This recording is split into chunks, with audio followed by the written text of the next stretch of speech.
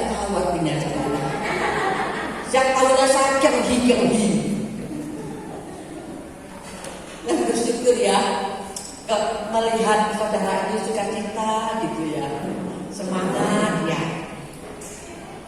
Dan ibadah kita pada pagi ini barengan dengan tahun baru Imlek ya. Tahun baru Imlek ini bukan upacara keagamaan, tetapi kebudayaan ya, yang terus merupakan satu adat kebiasaan yang kita lakukan ya dari turun temurun ya, dari nenek moyang dulu sampai sekarang ini.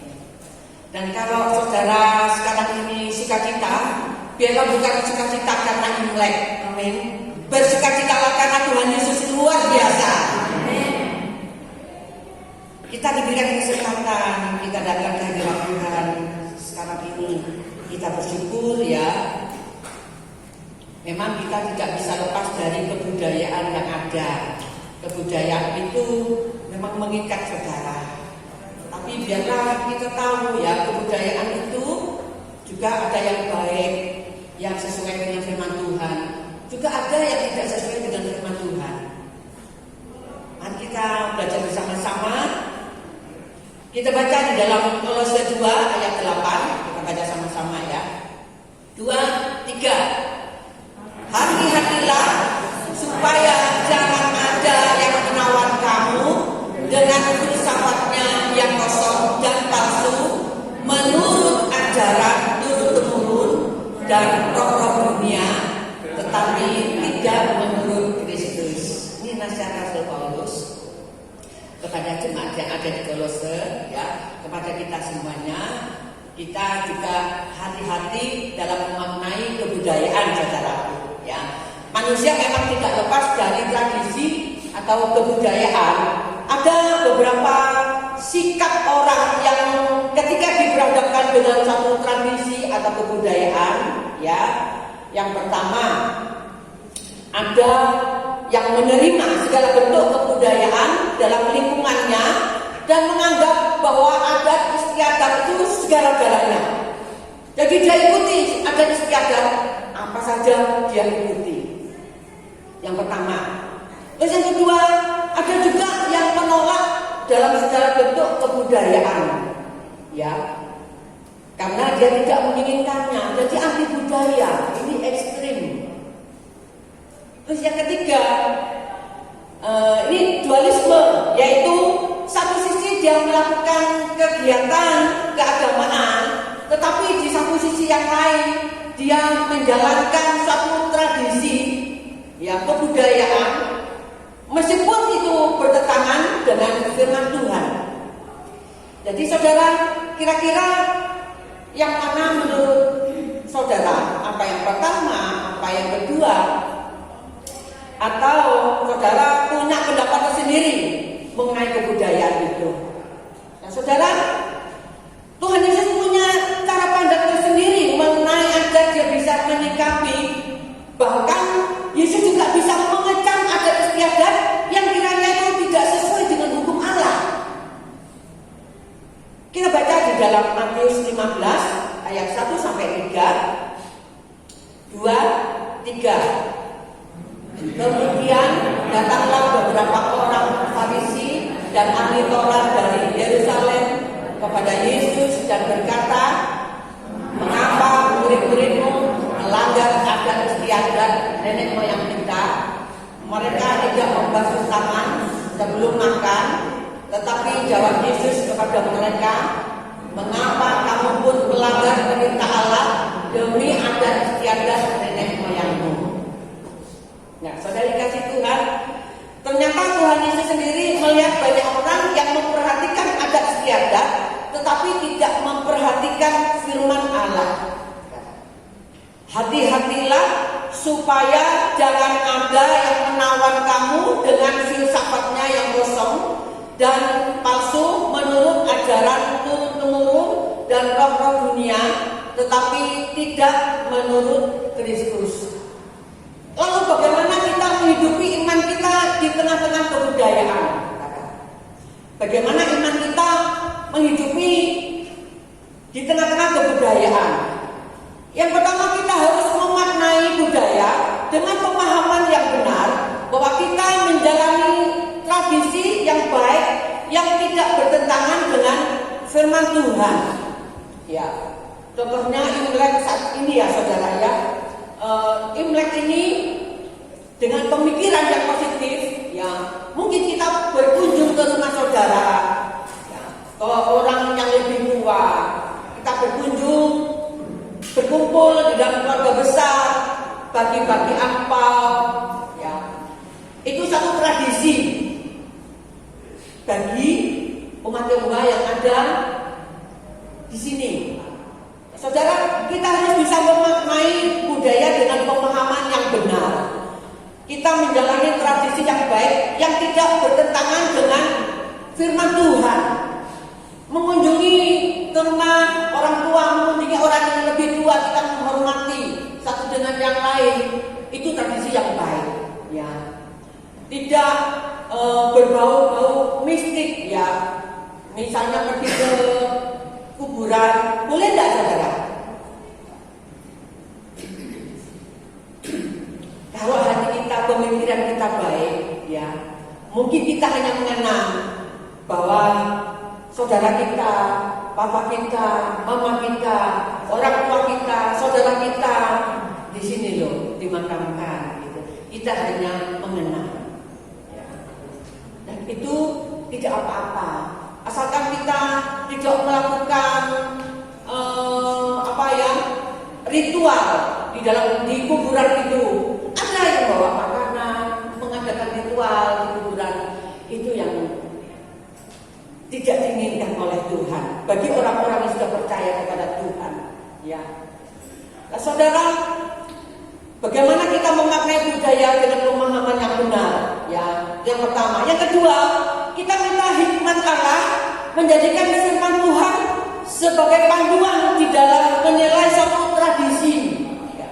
Ada tradisi yang bertentangan dengan firman Tuhan.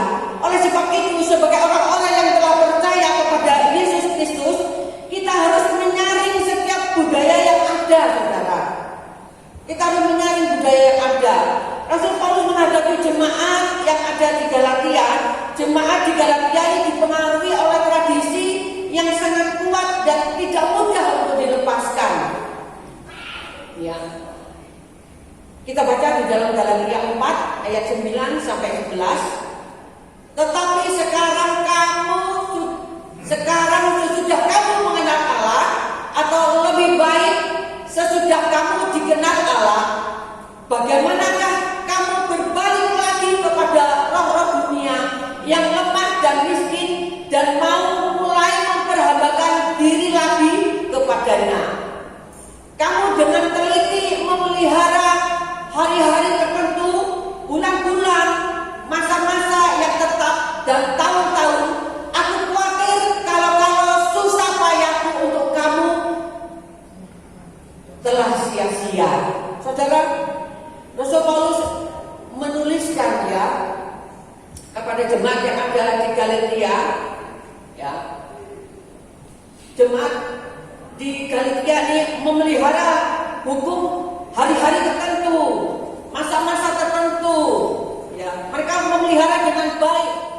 Itu yang dikatakan oleh Rasul Paulus. Apa yang menjadi tradisi, yang menjadi keyakinannya dibelokkan, ya, untuk membelokkan iman yang murni, yang dikatakan oleh Rasul Paulus, saudara. Kemudian mungkin kebudayaan kita beda dengan yang ada di Galatia, namun sikap kebudayaan itu mengikat, saudara. Kebudayaan itu ternyata mengikat, dan masih ada umat Allah yang melakukan adat istiadat yang bertentangan dengan firman Tuhan. Saya pun juga pernah dulu masih kecil, ya. Saya rajin beribadah waktu masih kecil, saya ikut sekolah minggu. Kemudian orang tua juga ke gereja. Mungkin baru mulai, tetapi yang namanya tradisi itu benar-benar mengikat, saudara. Ya. Meskipun orang tua saya itu pergi beribadah, tetapi dia juga melakukan hal-hal yang di luar perintah Tuhan, hal-hal yang tahayul, hal-hal yang berbau arwah-arwah yang orang setelah meninggal. Ya. Kemudian suatu saat pada hari raya Cembeng ya biasanya yang disuruh pulang orang-orang yang sudah meninggal itu, lalu meja itu disiapkan ya makanan, buah-buahan, kesukaannya yang sudah meninggal itu. Kemudian saya dengan saudara-saudara saya yang masih kecil itu semuanya dipanggil ya, ayo itu dipanggil engkau itu supaya pulang makan. Saya disuruh sama orang tua. Kalau zaman dulu ya namanya anak-anak itu nurut sama orang tua. Kalau sekarang ini anak-anak itu kritis, pasti anak-anak sekarang itu menjawab, loh kenapa orang sudah mati kok disuruh pulang suruh makan? Mana bisa makan? Anak-anak sekarang kritis. Tapi kalau dulu itu nurut saudara. Ya, saya masih kecil itu disuruh sembahyang ya pakai Yosua saudara. Ayo dipanggil empoknya, dipanggil itu uangnya, dipanggil itu empeknya. Kong pulang makan. Yosua lagi. Pak pulang makan. Diundang makan, disediain meja segala macam masakan dan buah-buahan saudara. Nah itu untungnya saudara, mungkin pengajaran-pengajaran firman Tuhan itu ya akhirnya menjelaskan ya, kepada seluruh jemaat ya. Akhirnya kok tidak lagi orang tua saya tidak lagi melakukan hal itu. Ya puji syukur, puji Tuhan ya. Karena itu penyembahan berhala, memanggil arwah-arwah orang yang sudah meninggal, semuanya itu kekejian bagi Tuhan. Mari kita jaga kemurnian iman kita, karena iblis juga memakai adat istiadat saudara untuk mengikat kita supaya kita terlepas dari kasih karunia Allah. Iblis juga memakai hal-hal yang semacam ini supaya kita terlepas dari kasih karunia Allah. Jadi kita jadilah orang percaya yang benar-benar hanya memuji meninggikan nama Tuhan saudara. Keselamatan hanya datang daripada Tuhan Yesus. Saya percaya ya, di dalam 1 Timotius 4 ayat 7 sampai 8, mari kita baca sama-sama.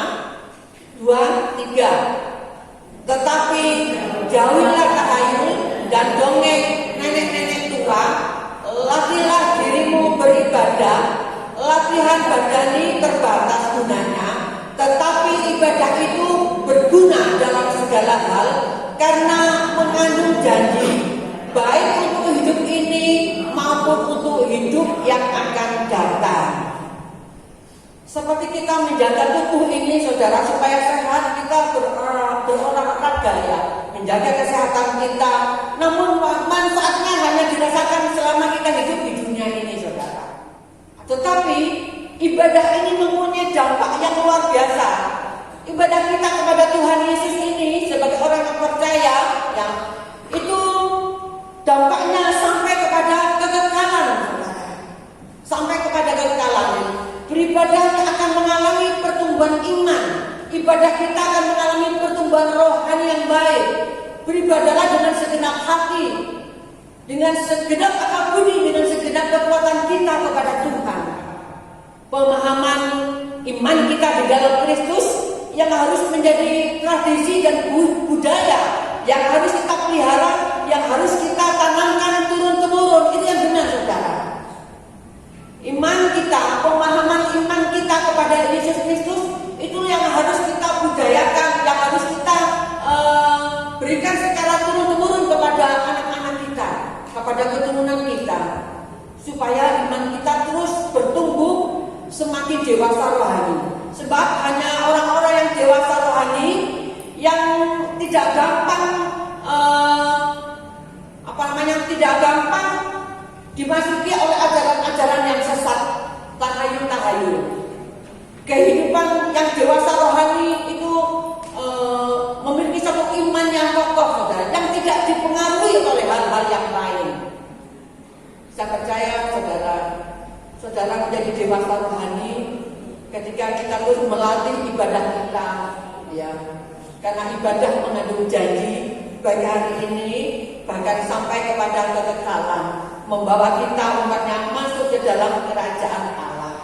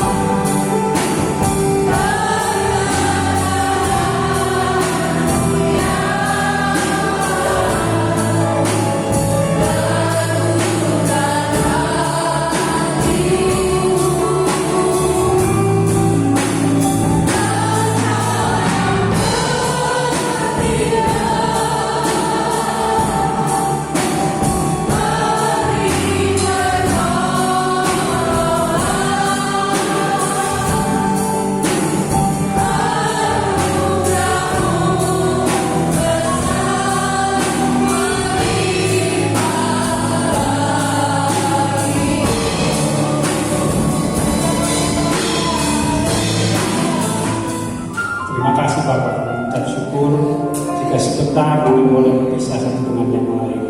Kami percaya Engkau menyertai kami sampai di tempat kami masing-masing tanpa kekurangan sesuatu apapun. Sekarang angkatlah kedua tanganmu saudara, pulanglah dengan damai sejahtera dan berkat Allah yang melimpah-limpah akan tetap memelihara kehidupan saudara dan saya, menopang kita. Demikian juga dengan berkat-berkat jasmani yang Tuhan berikan buat kita akan tetap untuk memelihara kita mulai hari ini sampai Maranatha. Semua ini kami terima di dalam persekutuan dengan Allah Bapa dan Putra-Nya yang tunggal, Yesus Kristus Tuhan kita, dan Roh Kudus menjamin saudara dan saya akan menikmati setiap janji-janji Allah. Di dalam nama Tuhan Yesus kami mengucap syukur. Yang percaya boleh katakan amin.